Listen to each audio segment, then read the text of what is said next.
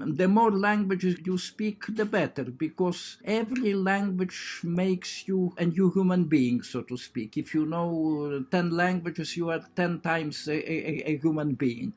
If you know only one language, you are a human being only once, I would say. For that reason, every new language enriches you, including, of course, Lithuanian. Hello and welcome. This is Ruta Naujokaite, and you're listening to Lithuanian Dream Podcast, a podcast exploring ideas about contemporary Lithuania, a relatively small country in Northern Europe that regained its independence 30 years ago. Today we will have a chance to meet one of the most prominent Lithuanian intellectuals, Lithuanian poet, prose writer, scholar, philologist, and translator of literature. His name is Tomas Venclova, and he wrote many different books and translated poetry from different languages. In case you want to learn more about Lithuania, his History of Vilnius is one of the best sources in English for you to learn about the history of this beautiful city. Today, we will have a conversation about his poems, about the way to translate the poem, and the way to translate the history to the new context and new generations. I'm very grateful for this interview to Tomas Venclova. We met in his favorite cafe in Vilnius, so I apologize for any additional sounds, but I think as well it gives very nice charm to our conversation. So I hope you enjoy it, and thank you, Tomas, for joining us today. So to start with, I would like to ask you, what got you interested in literature? Well, you know, I was born in a literary family. My father was a writer. My uncle, or to be precise, the husband of my aunt, was also a writer. And they had a female friend, Salome Nėris, who was a most famous Lithuanian poet of that period.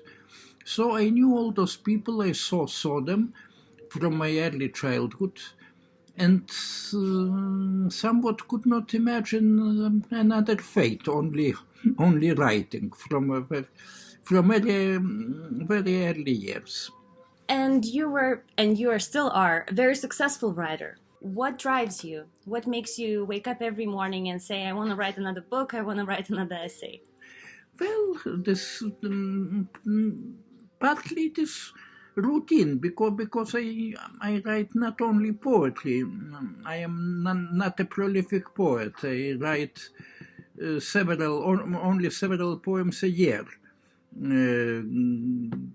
Famous poets usually write dozens of poems a year. I am much less prolific, but I am also an essayist. So this is sort of routine. For example, I got we established a project of writing Lithuania's history, so it took several years collecting the material, thinking about it, and then approximately 2 years I wrote every day, starting early in the morning until, let us say, 2 o'clock, 14. I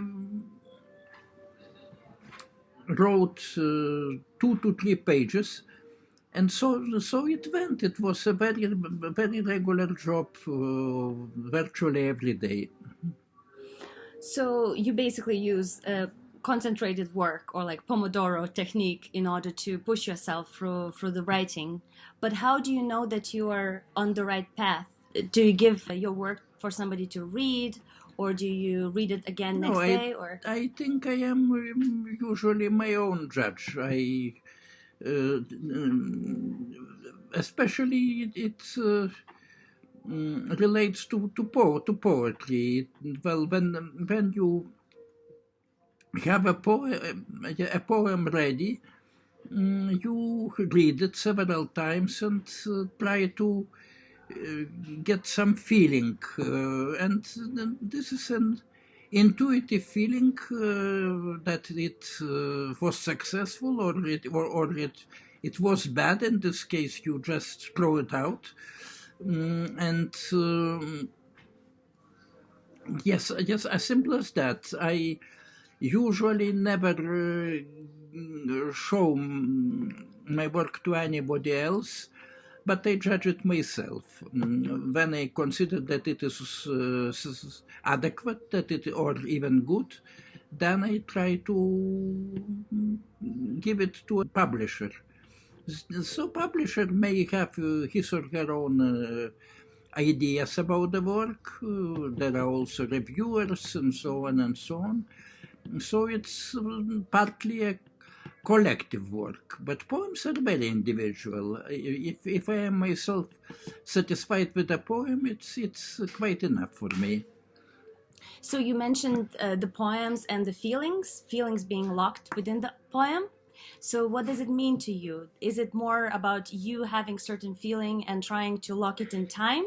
Or is it more that there's certain feeling that you want to explain and then show it to others so it remains there because it's important historically, like some of your poems were about, living outside Lithuania and then coming back. So what's the purpose of the poem and why is it so important to you? So, well, the purpose of the poem is mainly in autotherapy. It's sort of like meditation. It brings you in some new condition, changing your approach to the world.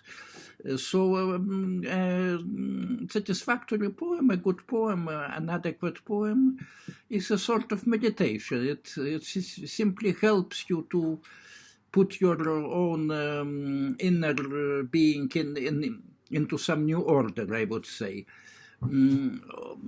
I would hesitate to say that poems are about feelings. A poem is mainly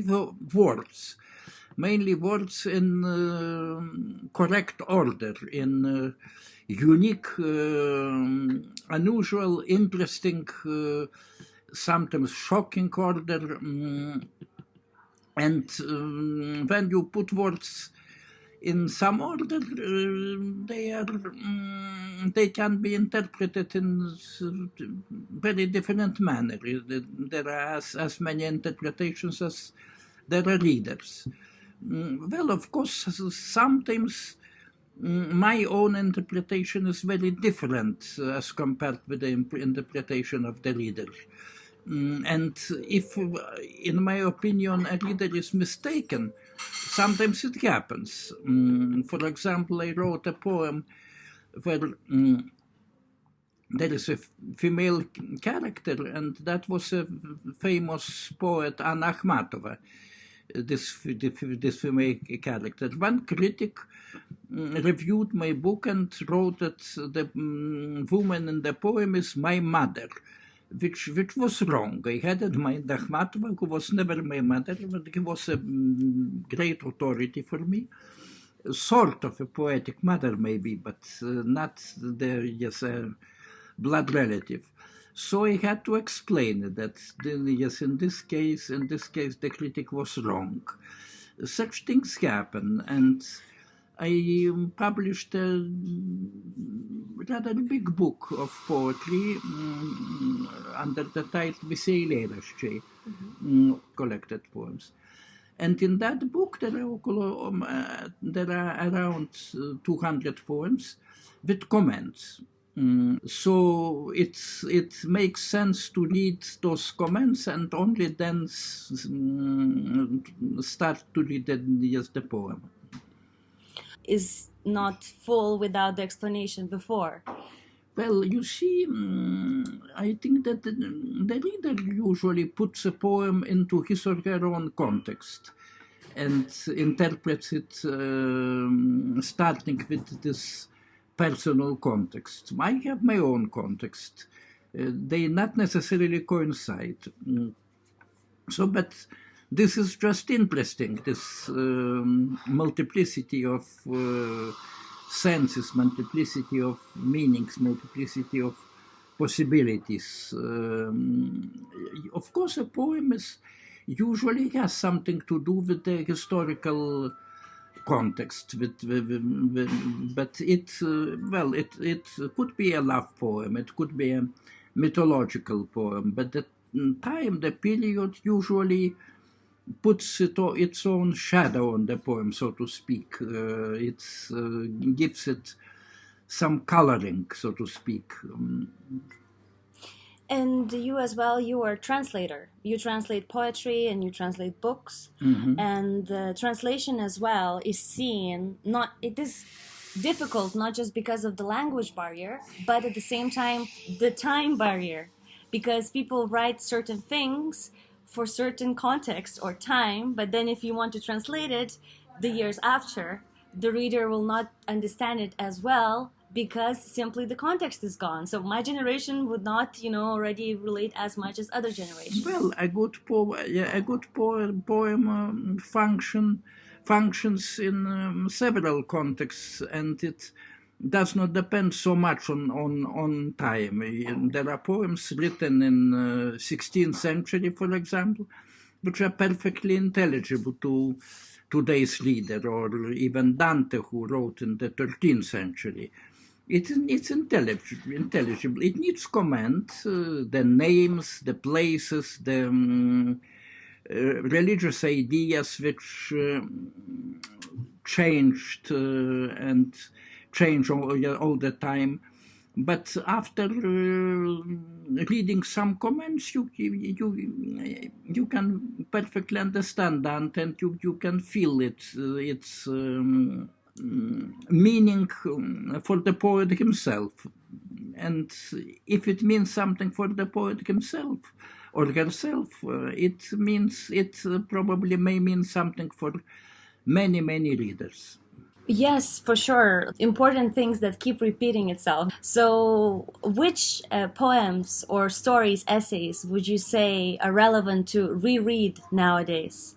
I'm often asked about books which influenced me. I was once asked, give us 7 most important books for you. Okay, I can probably give you 7 most important books. Homer. Yeah. Yes, not Ilias but Odyssey.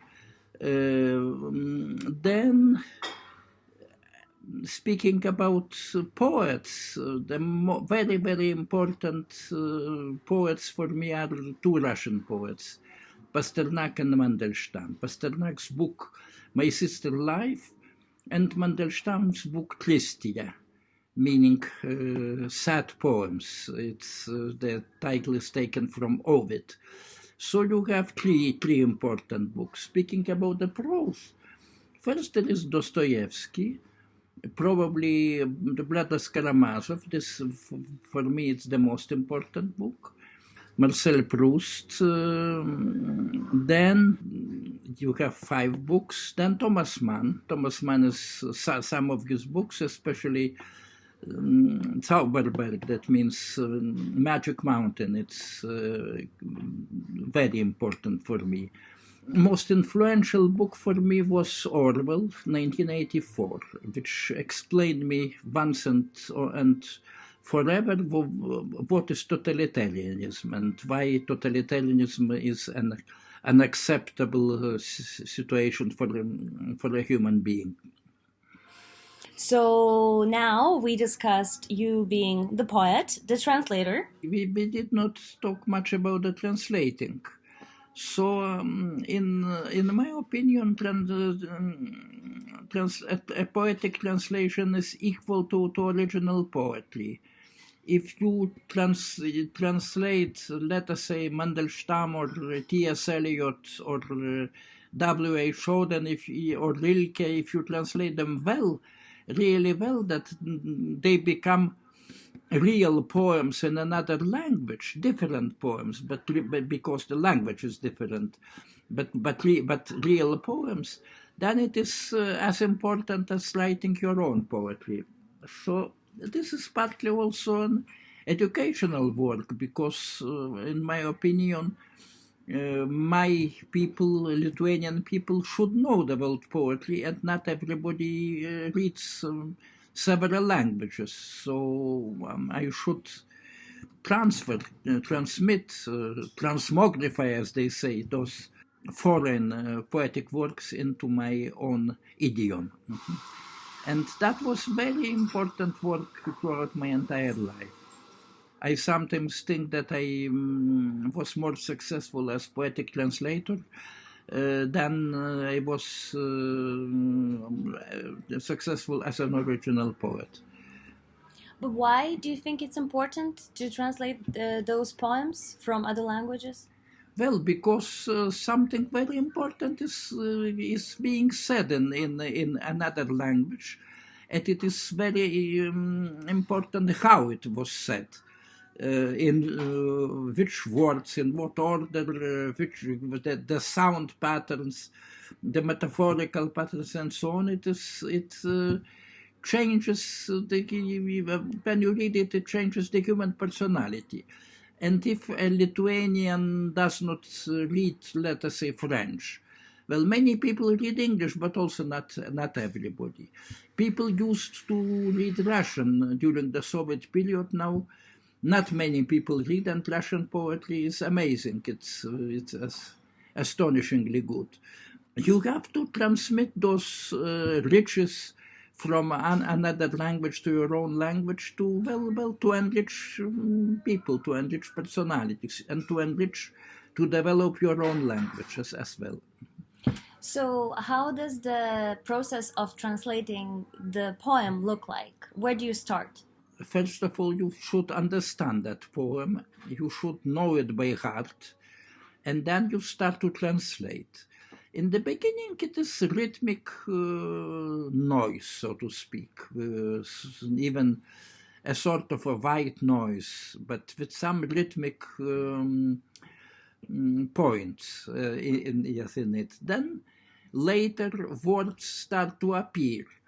A word requests another word, either because of the similar sound or because of the similar semantics, similar stylistics. They choose their neighbors. And so, little by little, those neighborhoods become, sort of like, I would say, like islands in a stream. Then islands join together, and you have a sort of a big island or even a continent. This is a very gradual matter. It depends on time. Sometimes it requests a long time. Writing an original poem is a very similar job, by the way.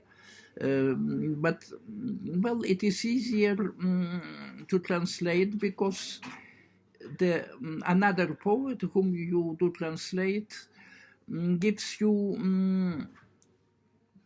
from the very beginning some lines to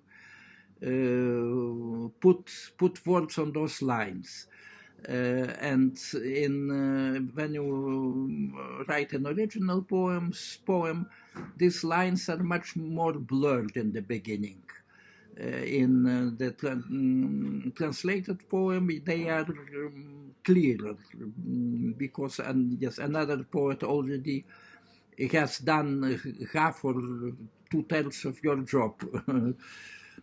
I hope I explained it more or less. Mm-hmm. Yeah, so you basically, it's like an eureka moment. You try to recreate in a different language. Yes, and it must be a poem. I am very much for preserving the formal traits. If a poem is rhymed in the original, it must be rhymed in the translation. If a poem has a strict metrical pattern, there should be a strict metrical pattern in the translation. If there are alliterations, some sounds are repeated, the same or maybe different sounds, but some sound repetitions should be present.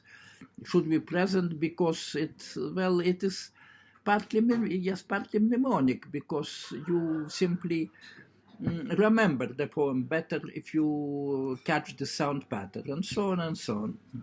Have you managed to translate all the poems you wanted to, or? Well, it depends. In the beginning, of course not, but it depends on your experience. When you are an experienced enough translator, you generally can do a poem adequately, more or less, always. But there are still some poems I would never dare to translate. They are simply too difficult for translation. Partly because languages are too distant. So which languages, for instance? Well, English and Lithuanian are very distant for the simple reason that in English use very much shorter words. So you can press more meaning into line.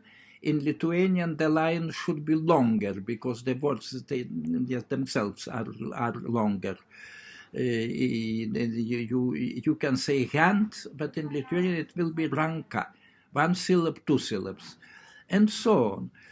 Sometimes this English is much more compressed than Lithuanian, and I would say even more logical. So the work with English poetry is more difficult. With Russian it is less difficult because Russian is, I would say, closer to Lithuanian. The grammar is closer to Lithuanian, and even the vocabulary. And the number of syllables are in a word is usually more or less the same. You have ranka in Lithuanian, ruka in Russian, renka in Polish, but hand or arm, a shorter 1 syllable word in English. So it's a very simple example, but when you translate, you encounter such situations very, very often. Yeah, like in Germany, people even joke if you try to translate English text to German, always have 1/3 more, space for a German translation. Yes. So, but the language should be as energetic, as full of energy as the original. But the innate energy of any language is a bit different, so to speak. Okay, and actually in one of your books, the newest book, The History of Lithuania for Everyone, or in Lithuanian, Lietuvos istorija visiems, you were writing about the languages and how they relate to each other as well, and that, Baltic languages like Lithuanian and Latvian, they came from one language. And actually, as well, there are theories that the Slavic languages, like Russian, came from old Baltic language too, and that's why they are related. Well, just like English is related to the German languages. So English is not absolutely a German language because it has lots of Latin and French roots, but it started as a German language. So there is a theory that Slavic languages, including Russian, Polish, Serbian, if you want Czech, they sprouted from the Baltic trunk, so to speak.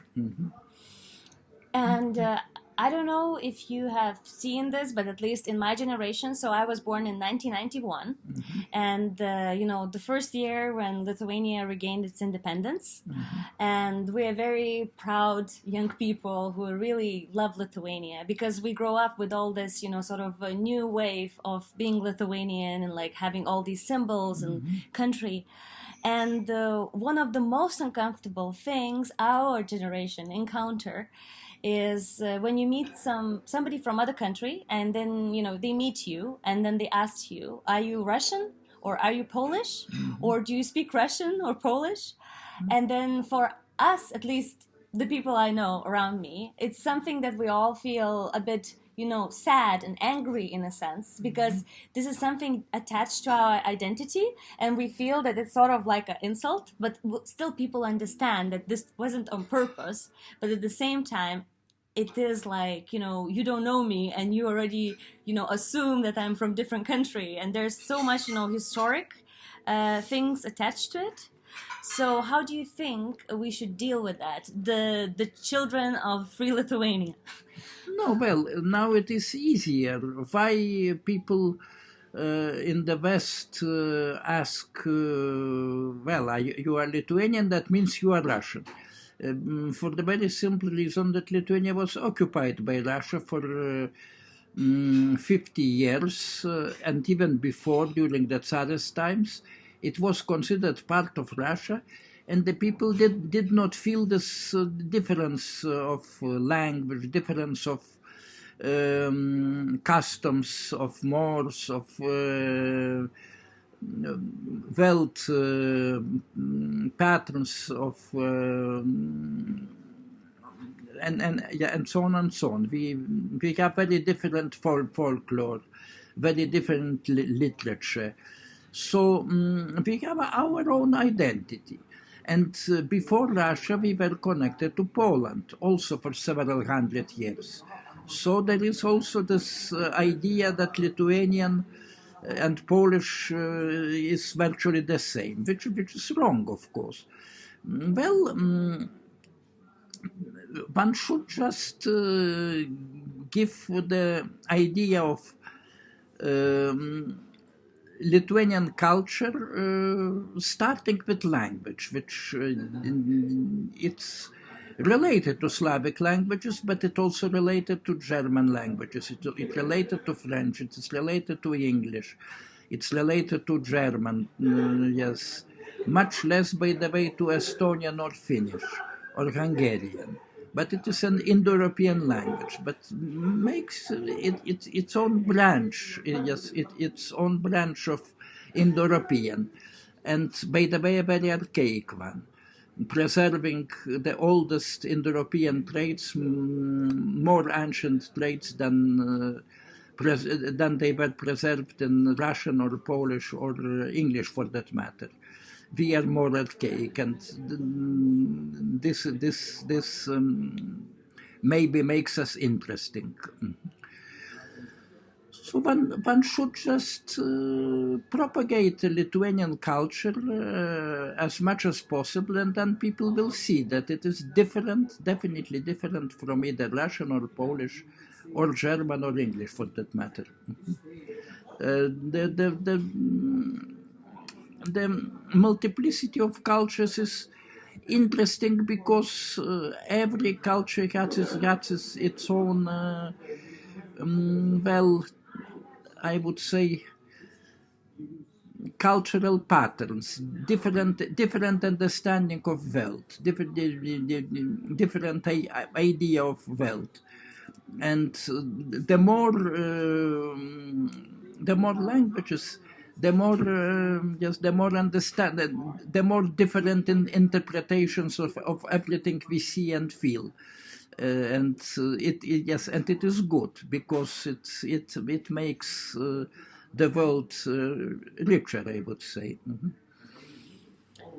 Yes, for sure. But there's a huge difference, I think, between the generations who grow up in Soviet Union and the people who grew up after Soviet Union collapsed. Mm-hmm. Even the languages, the second language, which is being taught in school, it changed. So from Russian, my generation, we didn't learn Russian. I was learning English as my second language and German as my third language. Mm-hmm. And for me, in my head, Moscow is so far. So, we exist in that context, in context of different languages, of different cultures, different literatures, and so on and so on. But every culture is well. The knowledge of every culture is quite useful for yes, quite useful. Yes, the more languages you speak, the better, because every language makes you a new human being, so to speak. If you know 10 languages, you are 10 times a human being. If you know only one language, you are a human being only once, I would say. So for that reason, well, every new language enriches you, including, of course, Lithuanian. It's a very beautiful way of putting it together about, adding additional context by understanding a new language.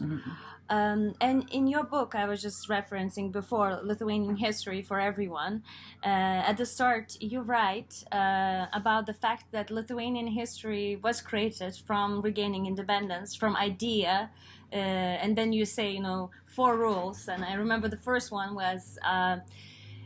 Lithuanians were always right, and they were doing the best things with the best what they had. And the second rule, that any other ideas that contradicts the first point is not true.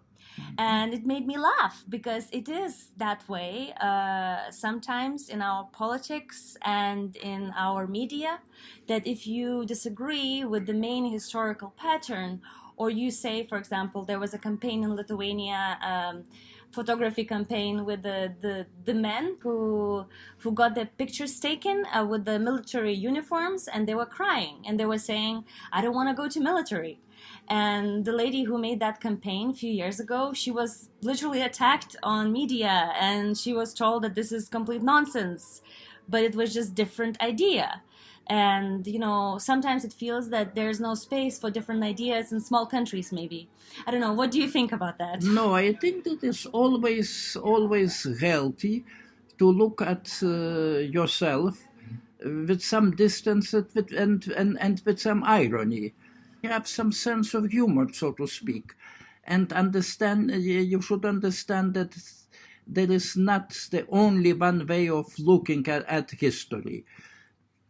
No, people are always right, including Lithuanians. They made mistakes, they made historical errors, and one should learn on those errors for not repeating them. So that some distance is absolutely necessary. A person who thinks about history should not behave as well basketball or rugby or football fan. It's too simple. History is much more complicated. In the games, you usually intuitively, automatically support your own team. This is not necessarily so in history. You should just think that if my team makes some errors, I not necessarily should support it just on that point. Yeah, so it's very interesting. You talked about making mistakes and recognizing the mistakes. Do you think this is the habit that we are doing often in Lithuania? Is it the culture that recognizes, the value of saying, I made a mistake and this is what I'm learning? Or is it something to be ashamed of? No, well, one should be sometimes ashamed, and one should evaluate one's behavior, one's historical behavior, from the human point of perspective. So universal perspective is very important, not strictly national, not strictly ethnic perspective, but more universal perspective of more. You should judge yourselves and your nation from the point of view of universal values. So, thinking about that and thinking about the current issues in Lithuanian politics, can we assess them? Like, for instance, the issue with Lukiškių aikštė and now all politicians are arguing, is it correct or not correct to have, interactive space where people go to the beach, to the Lukiškių aikštė, which is in front of KGB, ex-KGB, place where people were tortured, and in the same place people were hanged. So, do you think is it something about other things, or is it so simple to explain? You saw there are so many places in the world where people were tortured or hanged, that if we always pay attention to that, we should never have any places for relaxing or games. Maybe, well, for example, I don't think it is very good to relax in a cemetery, to make a picnic in a cemetery. It is, yes, cemeteries are for doing different sort of things. There are places for memory, there are places for remembering. But Lukiškių places, Lukiškių Square is not necessarily a cemetery. It was always a bazaar. It was always a place where people traded, where people sold something and bought something. So probably one could approach it with a bit lighter, from a lighter side. But generally, I try to not to take sides in this particular quarrel. Both sides are right to a degree. A side which says that, well, it should not be a place for relax, and the other side which says why not? It could be perfectly a place for relax, because it was also a place for relax for 100 years. And it's basically being used for politicians to disagree and show that one is right. Well, of course, the politicians use it for their own goals.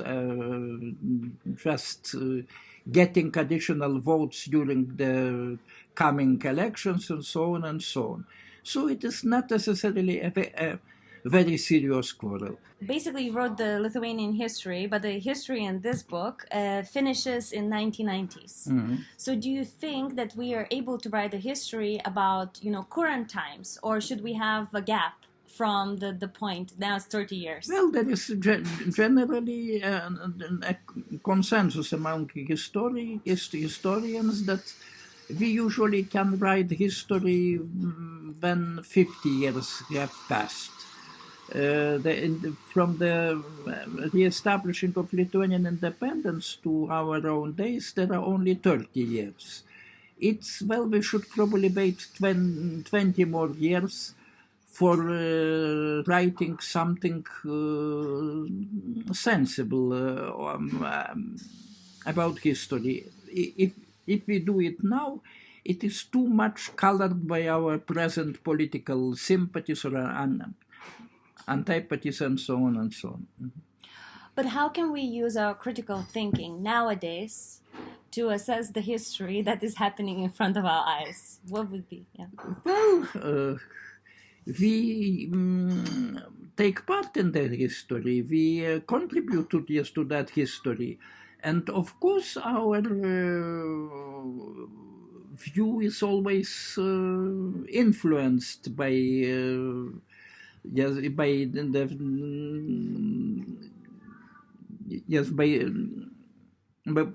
the current events, and we maybe not necessarily right today, but as I have said, some distance, some irony, some sense of humor always helps, and the lesser of emotion, probably the better.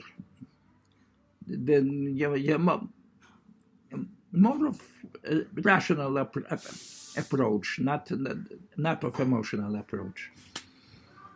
Yeah, but I guess the passion drives people to make change, but then you need to be rational in order to actually make a sustainable change, I guess. Yes, of course. Yeah. I am also for rationality and for looking at things from some distance, not becoming very emotionally involved in it. So, would you call yourself rather observer in the line of history, or how do you practice the rationality and? I think that at present, at my age, I'm rather an observer, and I should be an observer. I am not not taking very active part in current events. Just observing and commenting. Way before, when you left Lithuania, when it was in Soviet Union, you wrote a letter to the government saying that you disagree. Yes. So could you tell us more about that moment and why you decided to make that kind of decision? Well, I was very much influenced by samizdat. You know what samizdat is? Self-publishing, that means underground press, by some samizdat text which said, well, first of all, the Soviet Union is a criminal country. That's true. It was criminal. Secondly, it is impossible to live in the Soviet Union and not to take part in its crimes, for the very simple reason, because you pay taxes. You contribute to that criminal system. Yes, notwithstanding your attitude to it. Then there are only two possibilities to avoid taking part in the Soviet crimes. One is to be imprisoned, and the other one is to emigrate. Then I decided that, well, in this case, I will emigrate. Maybe they will imprison me before my emigration or instead of my emigration, but that would be better. That would be better than taking part in the regular Soviet life, which means contributing to the Soviet crimes. You may want it, you may not want it, but you contribute to it. So then I wrote this letter saying, well, I disagree with your system and cannot live in that system and don't want to live in that system. So please let me emigrate. That was accepted as something crazy. I understood perfectly that it was crazy because very many people disliked the Soviet system, but nobody could emigrate. It was strictly forbidden. People sometimes fled. Sometimes during the tourist trips, for example, they asked for political asylum in the West and so on and so on. But these were very rare occasions. But I asked for a regular emigration pattern. Today it sounds very natural. You want to go to Germany, please go. Get a visa, get a permission to work there, and you are welcome to leave Lithuania, to live in Germany, and or to leave Germany and to get back to Lithuania. This is very simple. At that time it was simply impossible. You could not just get a visa and go for working to France or Germany or United States and so on. But I asked just for that.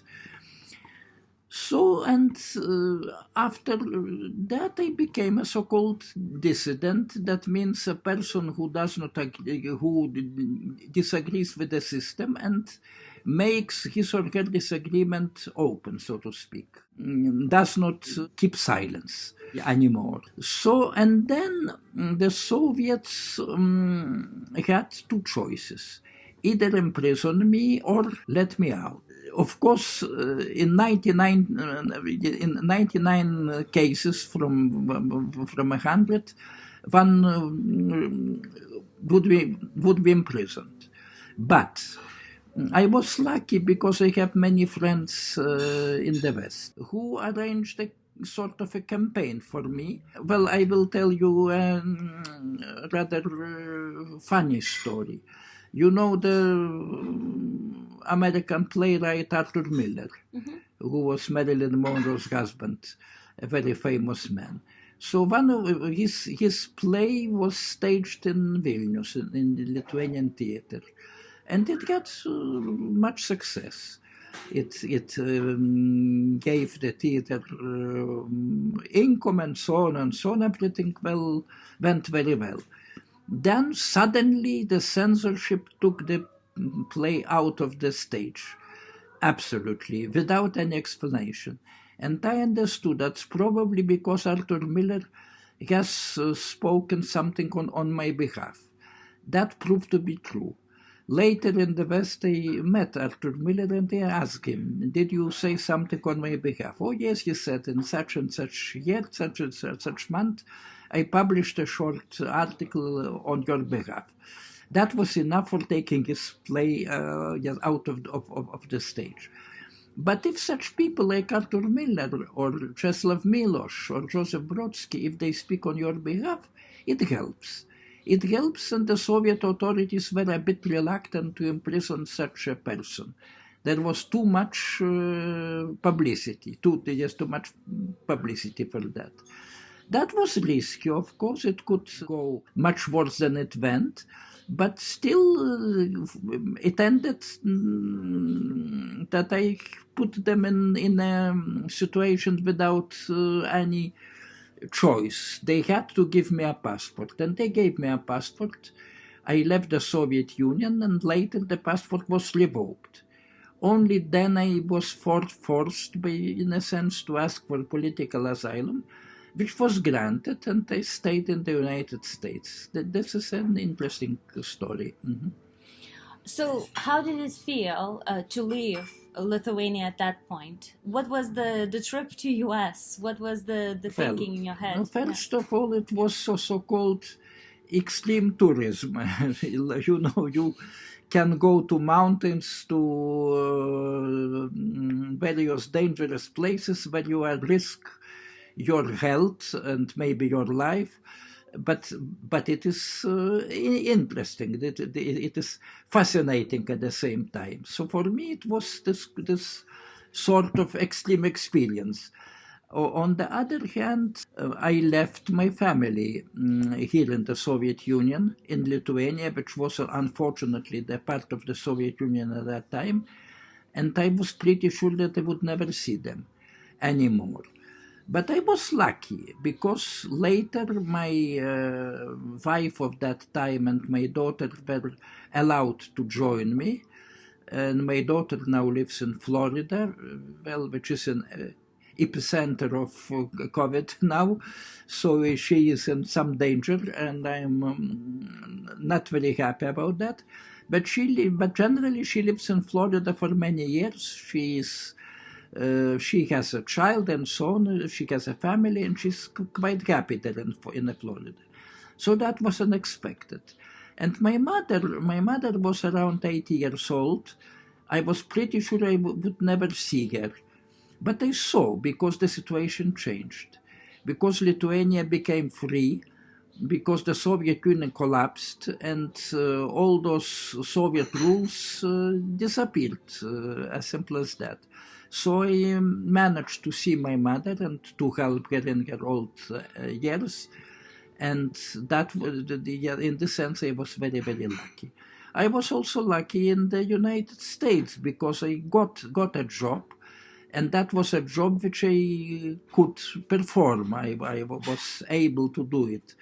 Yes, it was a job corresponded to my views, to my abilities, and so on, and was rather well paid. So Not everybody among the immigrants is such a lucky man, but I was a lucky man. How did you continue your dissident activities after leaving Lithuania? No, now the situation in Lithuania is much, much better than it was in the Soviet period, so there is no much sense to be a dissident. You can support the government without any problems concerning your conscience and so on.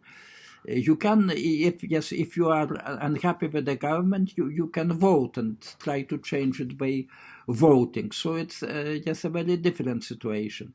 But still telling the truth as you understand it, speaking about the things rationally, with some distance, with some irony, with some humor, this is a sort of a dissident behavior even today.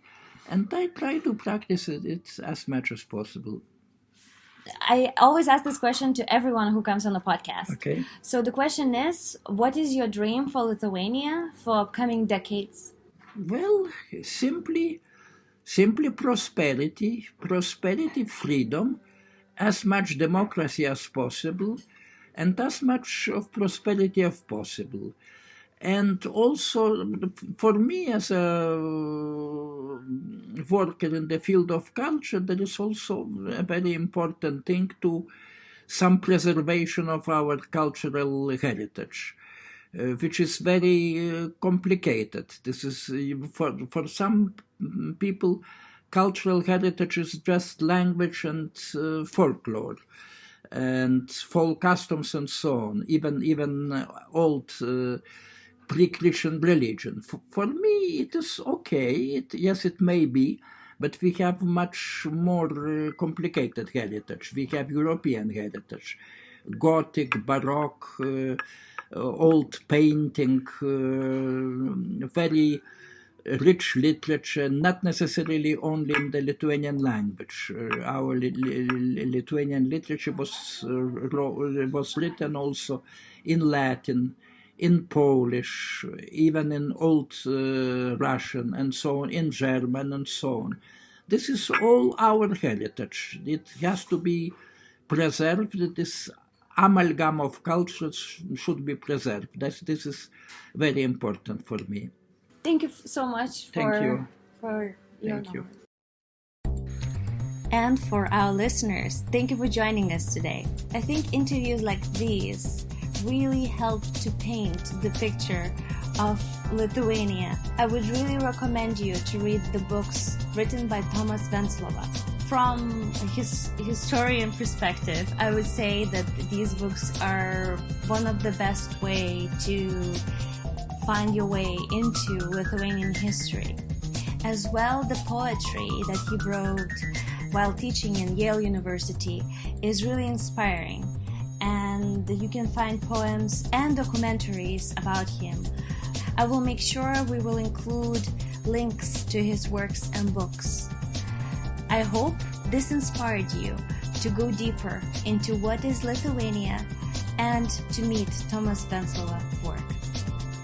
As well, I would like to say thank you to our team, our editor-in-chief, Sean Donovan, and to our designer, Milda Sukyte, who helped us to create incredible designs that we now have on our website, LithuanianDreamPodcast.com, and on our LinkedIn, Facebook, and Instagram accounts. I would encourage you to go to our website and sign up for our newsletter, where we will be sending you new episodes straight to your inbox. As well, it's a great way to see that the podcast is having an impact and the value to you, our listener. Thank you for joining me today, and see you next time. This was your host, Ruta Naujokaite.